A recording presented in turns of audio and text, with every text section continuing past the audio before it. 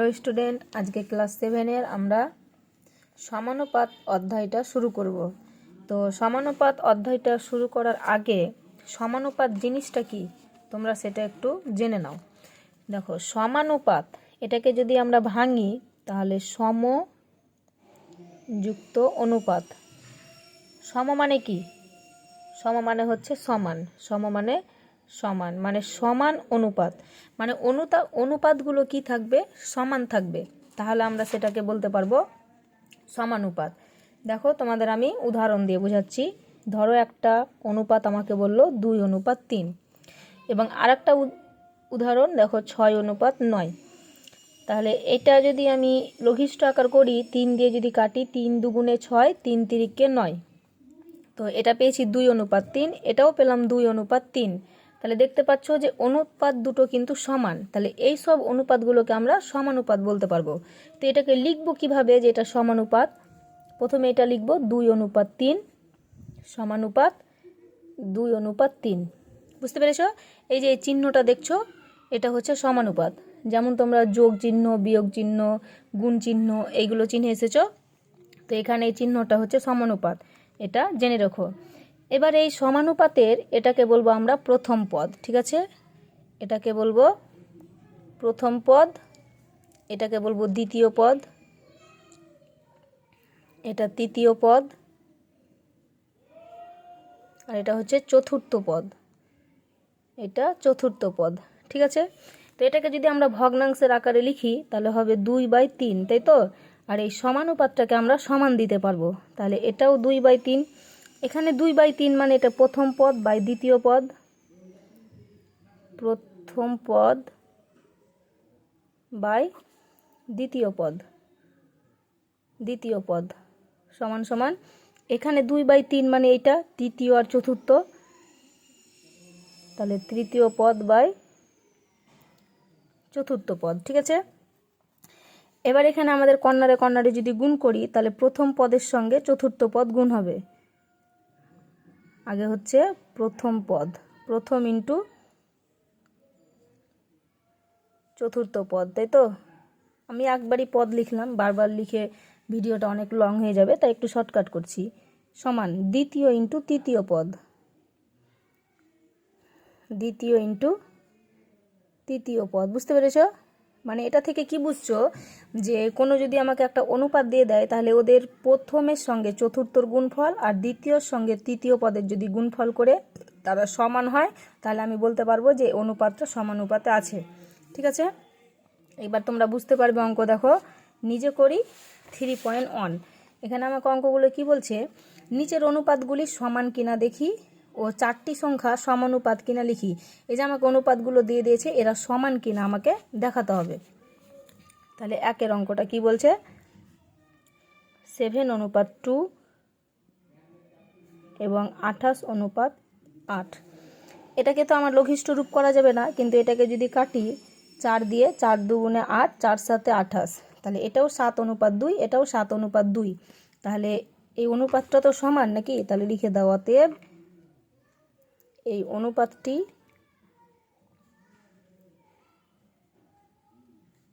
অনুপাতটি সমান। এবার এরা সমানুপাতে আছে না নেই সেটা বের করার জন্য কি বললাম? এটা বের করার জন্য বললাম যে প্রথমের সঙ্গে কার করব বলো? সূত্রটা কি দিয়েছি? প্রথমের সঙ্গে চতুর্থ।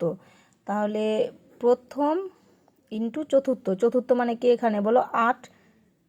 তাহলে এটা হয় কত? 56। এবং দ্বিতীয় ইন্টু তৃতীয়, তাহলে দ্বিতীয় কত আছে? দ্বিতীয় 2 ইন্টু 8, 2 ইন্টু 28, তৃতীয় আছে 28। তাহলে এটা গুণ করলেও 56 হয়, তাহলে দুটোই 56 এলো। তাহলে আমরা বলতে পারি যে এই সংখ্যা 4টা সমানুপাত। অতএব সংখ্যা 4টি সমানুপাত। বুঝতে পেরেছ? নেক্সট দেখো 2 নম্বরের অঙ্ক। দেখো 9:7 এবং 18:14। তো এটার তো লঘিষ্ঠ রূপ করা যায় না। এটাকে যদি কাটি 7 দিয়ে, তাহলে 2 দিয়ে 7 দুগুণে 14 আর 9 দুগুণে 18, তাহলে এটা হলো 9:7। তাহলে দেখতে পাচ্ছ অনুপাতটা সমান, অতএব অনুপাতটি সমান। এবার এরা সমানুপাতে আছে কিনা কি করে করব, প্রথম ইন্টু চতুর্থ। তাহলে প্রথম কত আছে, প্রথম আছে 9, তাহলে 9 ইন্টু চতুর্থ মানে 14।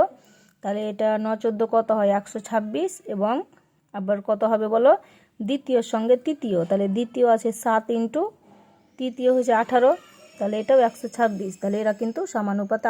অতএব সংখ্যা 4টি সমানুপাতে আছে। তোমরা যদি লিখতে চাও যে সমানুপাতটি কি, তাহলে লিখে দিবা সমানুপাতটি হলো, আমাকে এখানে লিখতে বলেনি কিন্তু সমানুপাত যদি বলে তাহলে লিখে দিবা। সমানুপাত হলে কি হবে 9:7। এবার এরা সমানুপাত হচ্ছে, তাহলে সমানুপাত চিহ্ন দিয়ে দিবা 18:14 এইভাবে। বুঝতে পেরেছো? তারপরে নেক্সট দেখো 1.5:3 এবং 4.5:9। তাহলে এই অনুপাতটা সমান কিনা সেটা কি করব, এখানে আমি যদি দশমিক তুলে দিই তাহলে থাকবে 15, আর দশমিক তুলে দিয়েছি তাহলে নিচে 3 ইন্টু কত হবে 10। তাহলে 15 বাই কত হলো 3 10 30। এটাকে যদি আমরা কাটি 15 1 15, 15 2 30, তাহলে 1 2, তাহলে এটাকে অনুপাত করলে হবে 1:2। আর এখানে যদি দশমিক তুলে দিই তাহলে 45, নিচে 9 ইন্টু একটা সংখ্যার পরে দশমিক ছিল, তাহলে 1-এর পরে একটা শূন্য, তাহলে পেলাম 45/90। এটাকে যদি 45 দিয়ে কাটি, 45 1 45, 45 2 90, তাহলে 1 2, তাহলে এটাও পেলাম 1:2। তাহলে অতএব এই অনুপাতটি সমান। এবার এরা সমানুপাতে আছে কিনা কি করে দেখব, দেখো তাহলে 1.5 ইন্টু মানে প্রথম পদের সঙ্গে চতুর্থ পদ, তাহলে চতুর্থ পদ কত আছে 9, তাহলে এটা গুণ করলে কত হবে 135। একটা সংখ্যার পরে দশমিক আছে, তাহলে এখানে বসিয়ে দাও। এবং কত আছে 3 ইন্টু 4.5, তাহলে এটাও গুণ করলে হয় 135। একটা সংখ্যার পরে দশমিক আছে, বসিয়ে দাও। তাহলে দেখতে পাচ্ছ এরা সমান সমান এসছে। তাহলে অতএব সংখ্যা 4টি কিন্তু সমানুপাতে আছে। ঠিক আছে, নেক্সট দেখো বলছে 7:3 এবং 5:2। তো এখানে দেখতে পাচ্ছ এ তো লঘিষ্ঠ রূপ করাই যাবে না, তো এটা অনুপাতটা আছে 7:3 আর 5:2, তা আলাদা আলাদা অনুপাত দেখতে পাচ্ছি। তাহলে এরা কিন্তু সমান না, মানে অনুপাতটি কিন্তু সমান না, এটা লিখে দেবা অনুপাতটি সমান না। এবার অনুপাতটা যদি সমান না হয় তাহলে কিন্তু এরা সমানুপাতে থাকবেও না। সেটা কি করে দেখো, আমরা জানি প্রথমের সঙ্গে চতুর্থ গুণ হয়, তাহলে প্রথম ইন্টু চতুর্থ কত হলো 14, আর দ্বিতীয় পদ ইন্টু তৃতীয় পদ মানে 3 ইন্টু 5, তাহলে কত হবে 3 5 15, আলাদা আলাদা। তাহলে অতএব সংখ্যা 4টি সমানুপাতে নেই। নেক্সট দেখো বলছে 3ab অনুপাত 4aq এবং 6b অনুপাত 8q। তো এটাকে আমরা কি করব, দেখো 3ab বাই কি হয় 4aq অনুপাত মানে ভগ্নাংশ, ঠিক আছে, এবং এটা কি হবে 6b/8q। তো এটা a কাটবে, তাহলে 3b/4q মানে 3b ইন্টু 4q থাকছে। আর এটা যদি 2 দিয়ে কাটি 3 2 6, 4 2 8, তাহলে ওপরেও 3b/4q মানে 3b অনুপাতে প্রকাশ করে দিলে 4q। তাহলে অনুপাতটা দেখতে পাচ্ছ যে সমান হয়েছে, অতএব অনুপাতটি সমান। এবার এরা সমানুপাতে আছে না নেই সেটা কি করে করব, তাহলে প্রথম ইন্টু চতুর্থ মানে 3ab ইন্টু 8q গুণ করলে কত হবে 3 8 24 abq গুণ করলে abq হবে। এবং দ্বিতীয় ইন্টু তৃতীয়, তো দ্বিতীয়তে আছে 4aq ইন্টু তৃতীয়তে আছে 6b, 4 6 হয় 24 abq, তাহলে দুটোই সমান হয়ে গেল। তাহলে অতএব সংখ্যা 4টি সমানুপাতে আছে। সংখ্যা 4টি সমানুপাতে আছে। ওকে, বুঝতে পেরেছো? নেক্সট দেখো, নেক্সট এফেক্টটা বলছে 5.2 অনুপাত 6.5 এবং 4:5। এটা একটা অনুপাত। তো এটাকে আমি একটু যদি লঘিষ্ঠ আকারে প্রকাশ করে দিই মানে ছোট আকারে, তাহলে ওপরে হবে কত 5.2 আর নিচে হবে 6.5। তো এইখানে যদি দশমিক তারাই তাহলে আমাকে এখানে 1-এর পরে একটা শূন্য আর এখানে দশমিক উঠিয়ে দিলে এখানে একের পরে একটা শূন্য, তাহলে দুদিকেই কিন্তু 10 10 ওপর নিচ কেটে গেল। তাহলে 52/13 65 থাকছে। এটাকে যদি আবার 13 দিয়ে কাটা হয় তাহলে 4 13 52, 5 13 65, তাই তো? তো আমার পাচ্ছি কত, 4/5 মানে 4:5। আর এখানে আমার কি আছে, 4:5ই আছে। তাহলে দেখতে পাচ্ছ যে দুটো অনুপাতই কিন্তু সমান, তাহলে অতএব অনুপাত দুটি সমান, অতএব অনুপাতটি সমান। এবার অনুপাতটা সমান হলো, তারা সংখ্যা এই সংখ্যা 4টা যে দিয়েছে সেটা সমানুপাতে আছে কিনা আমরা দেখে নিই। আমরা কার সঙ্গে কার গুণ করব, প্রথমের সঙ্গে চতুর্থ। তাহলে প্রথমের সঙ্গে যদি চতুর্থ গুণ করা হয় তাহলে 5.2 এর সঙ্গে 5-এর গুণ করব। তাহলে এটা গুণ করলে হবে 260। একটা সংখ্যার পরে দশমিক আছে, দশমিক বসিয়ে দাও, মানে পেলাম 26। এবং আরেকটা কি পাচ্ছি, আরেকটা পাচ্ছি 6.5 × 4। তাহলে এটাও গুণ করলে হয় 260। একটা সংখ্যার পরে দশমিক এখানে আছে, এখানে বসিয়ে দাও, তাহলে এটাও হলো 26। তাহলে এখানে দেখতে পাচ্ছি এই সংখ্যা 4টা সমানুপাতে আছে, অতএব সংখ্যা 4টি সমানুপাতে আছে। বুঝতে পেরেছো? তারপরে দেখো কি বলছে, তারপরে আমাকে জি এর অঙ্কটা দিয়েছে। তো এটাকে যদি আমি লঘিষ্ঠ রূপ করি তাহলে এদিকে দেখো ওয়াই কেটে যাবে, তাহলে থাকলো আমার 3:7। আর এদিকে যদি পিপি কেটে দিই, দিয়ে তারপরে যদি আমরা এটাকে 7, আচ্ছা 2 দিয়ে প্রথম কাটি, ছোট করেই কাটো, বা 4 দিয়েও কাটতে পারো, 4 3 12 আর 4 7 28, তাহলে এটাও পাচ্ছি 3:7। তাহলে অতএব এই অনুপাতটা সমান, অতএব অনুপাতটি সমান। এবং সমানুপাতে আছে কিনা সেটা দেখে নিই, সমান হলেই সমানুপাতে থাকে।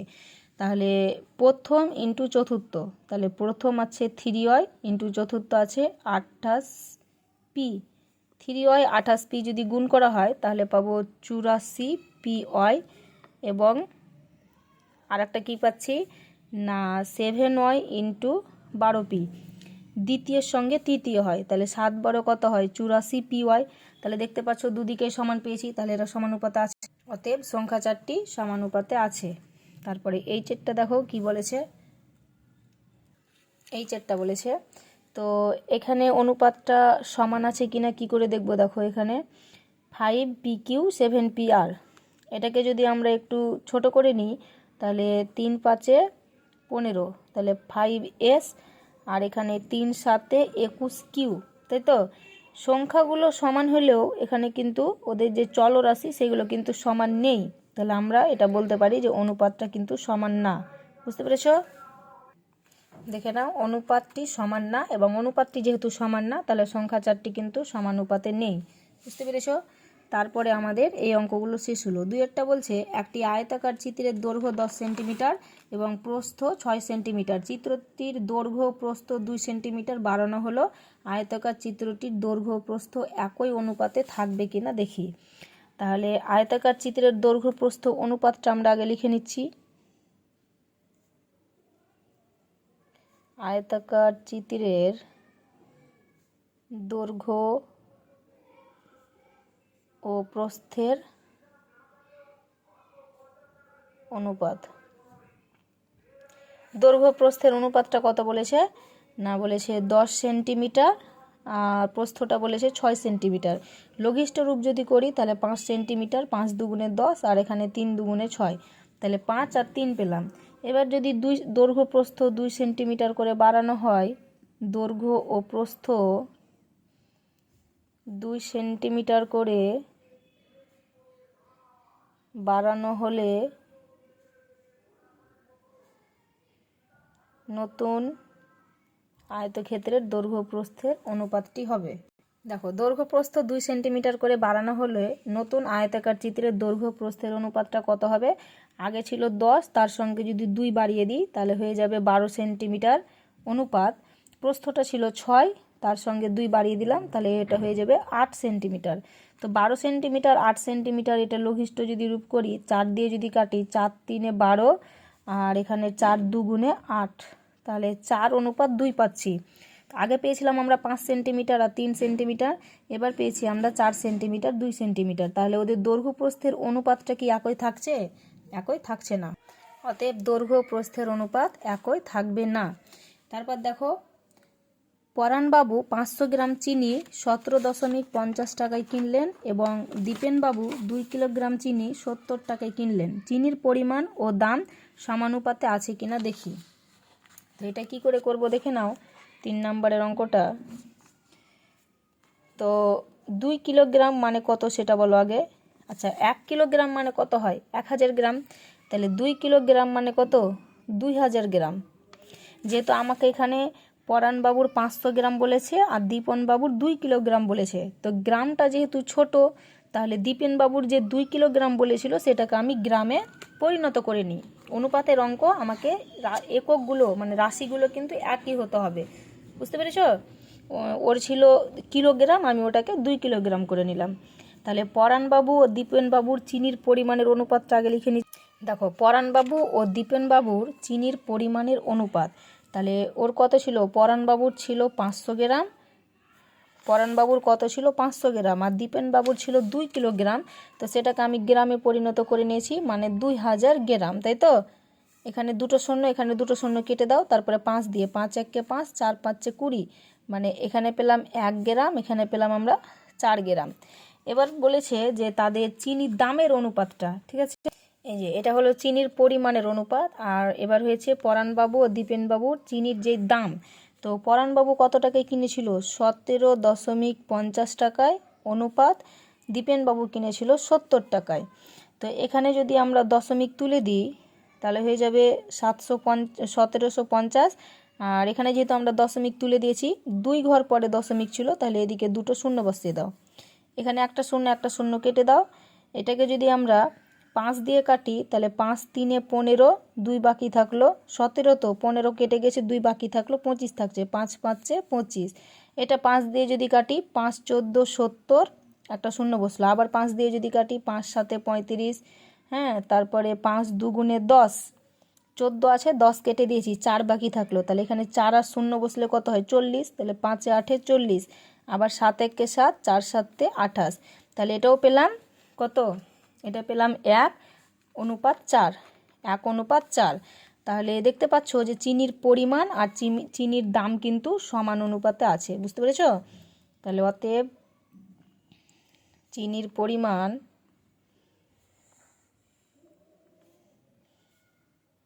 ও দাম সমানুপাতে আছে, হয়েছে। তারপর নেক্সট দেখো চারগুলো বলছে ফাঁকা ঘর পূরণ করি। প্রথম পদ দ্বিতীয় পদ তৃতীয় পদ দিয়েছে, চতুর্থ পদ দেয়নি। তো এগুলো কী করে করব দেখে নাও। 4 অঙ্ক।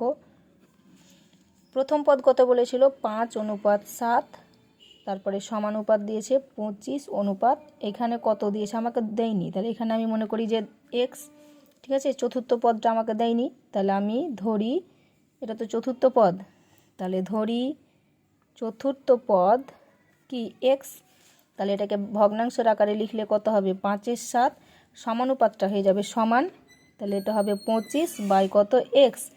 এবার যদি আমরা গুণ করি 5-এর সঙ্গে x গুণ করলে 5x, তাহলে 5x গুণ হলো। এবার এটা 7-এর সঙ্গে 25-এর গুণ হবে, তাহলে বা x সমান কত হবে 7 × 25, এখানে 5টা চলে আসে নিচে, 5 1 5 5 5 25, 7 5 গুণ করলে কত হয় 35, তাহলে চতুর্থ পদটা আমি কত পেয়ে নিলাম 35। তাহলে এভাবে লিখতে পারো 5:7 সমানুপাত 25:35, মানে ফাঁকা ঘরের জায়গাতে 35 লিখে দিবে, ঠিক আছে। তারপরে নেক্সট দেখো, তাহলে এবার দেখো 2 অঙ্কটা বলছে 6:7 সমানুপাত, এখানে কিন্তু তৃতীয় অনুপাতটা দেওয়া নেই, তাহলে প্রথম দ্বিতীয় তৃতীয় চতুর্থ, তৃতীয় দেওয়া নেই, তাহলে আমি তৃতীয়টা ধরে নিব x, তোমরা লিখে নিবে